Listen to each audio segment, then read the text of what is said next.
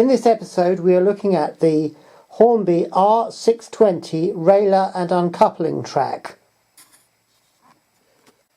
On this layout I have got an engine shed from the Hornby Thomas the Tank Engine series.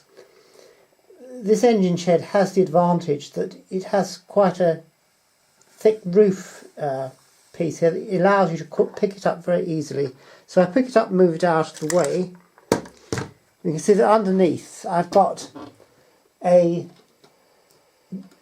Hornby railing attachment, and I've got here a re-railing track. When we come to take a train off the track, it's a very simple matter to wheel the train onto the uncoupling ram.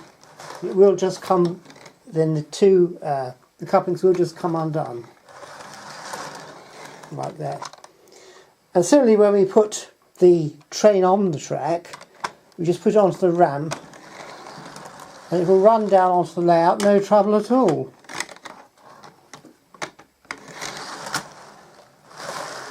There we are. If we take a look at this re-railing, it has a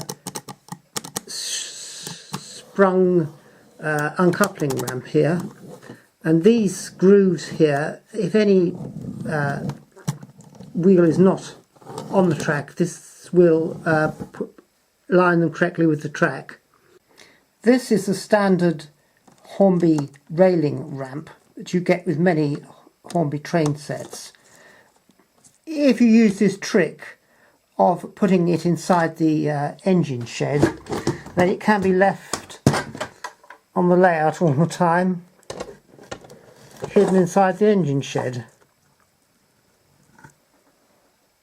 How about that?